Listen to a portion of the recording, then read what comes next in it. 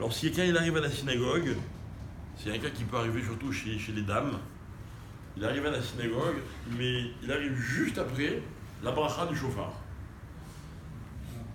D'accord? Il n'entend pas la bracha, il n'entend que le chauffard. Est-ce qu'il est quitte ou est-ce qu'il n'est pas quitte?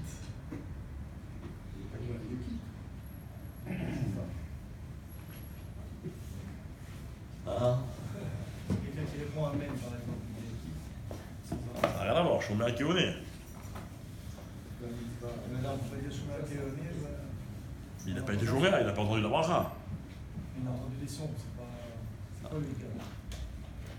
La mitzvah, c'est pas ça. Hein? La mitzvah, c'est une chose, la bracha, c'est une autre chose. Ah bon? Alors pourquoi on fait la bracha?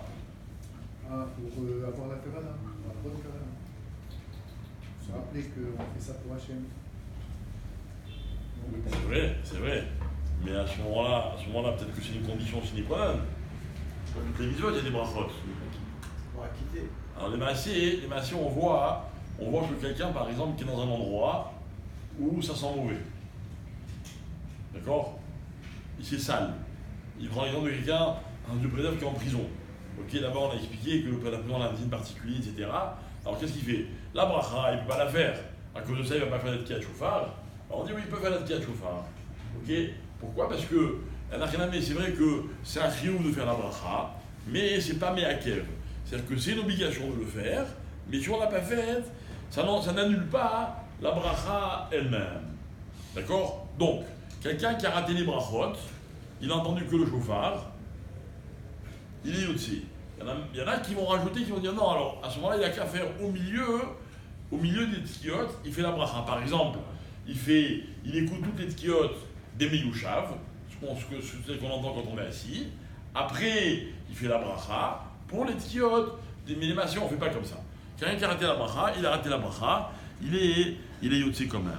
Pareil, d'accord? Pareil pour la Megillah d'Esther, c'est la même chose. On verra, chaque dîne en son temps. Ok, en tout cas, pour Tkiat Shofar, c'est comme ça. Maintenant, alors, prenons l'exemple inverse.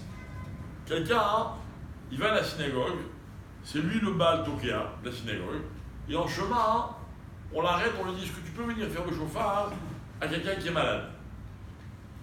D'accord? Cette personne qui est malade, on a dit, qu'est-ce qu'on fait? Quand on sort le chauffard pour quelqu'un, on lui fait la bracha ou pas? C'est lui qui l'a fait, on lui dit de la faire. Il a fait. Et s'il ne peut pas la faire?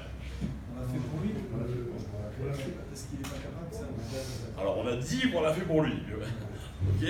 On a dit qu'on l'a fait pour lui. Donc lui, il est en chemin pour aller sonner pour un tibour. Entre-temps, il s'arrête pour sonner pour quelqu'un. Il fait la bracha, il fait des tkiyot chauffard.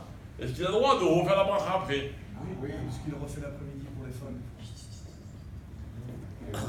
Hein?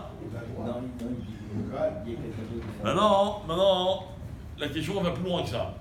La question, c'est que quelqu'un qui sonne pour quelqu'un d'autre, en général, il ne fait pas le mea kolot. Il ne fait pas les 100. N'est-ce pas? 30. Il fait 30. Maintenant, moi je fais 30 pour un malade. Mais moi j'ai envie de faire ma mitzvah en faisant les 100 kolotes. Donc, j'ai envie que quand je fais pour le malade, je lui fais la bracha, je lui fais les tkiyot, mais moi j'ai envie que ma mitzvah à moi, ce soit la deuxième fois quand je fais mea kolot. Alors qu'est-ce qu'il fait dans ces cas-là? Non, il y en a qui devinent, mais bon, la devinette, c'est la phrase, pas des devinettes, hein? C'est logique. Hein? C'est logique. C'est la suite, si c'est la suite de la mitzvah, il va refaire, Il a fait, et vous, qu'est-ce que vous dites? Pourquoi c'est logique? C'est logique? Parce qu'il recommence tout, pour lui, il fait les 100. Il a déjà fait. Non, mais il a fait. Quand on a déjà fait, on refait la bracha. Il a fait pour la personne. Et alors? Il est pas yotze, lui? Non. Pourquoi il est pas yotze? S'il a fait pour lui, il s'est pas quitté pour lui. Si tu vas manger quelque chose, tu le refais 2 fois. Faut préciser. Alors voilà. Lui, il faut qu'il précise qu'il ne veut pas être yotze. Ah, voilà. Il faut qu'il précise qu'il ne veut pas être yotze, il ne veut pas s'acquitter quand il fait pour le malade. D'où je sais que c'est possible. Parce que le cas inverse, c'est possible. Si j'ai fait ma mitzvah pour moi, et que je suis yotze, et que le malade me demande de lui refaire la bracha, c'est pas pour moi, moi je suis déjà yotze. Ah, pourtant je lui refais quand même la bracha. Donc pareil dans le sens inverse. Ceci étant, il vaut mieux faire pour les autres une fois que nous-mêmes, on a fait sa propre mitzvah.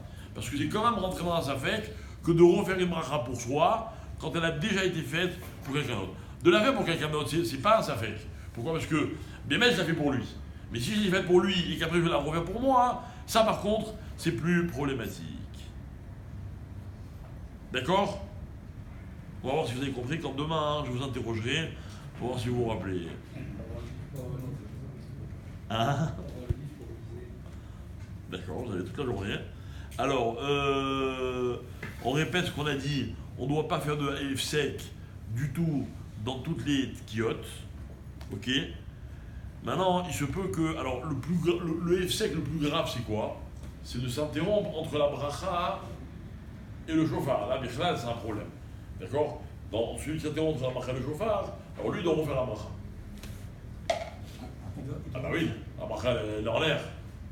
D'accord? Maintenant, quelqu'un qui s'interrompt sans parler, mais il s'interrompt longtemps parce que, par exemple, il y a un problème avec le chauffard. Mais quand il a fait la prière, quand il a fait la bracha pour le malade, il s'est interrompu aussi quand il va refaire là pour lui.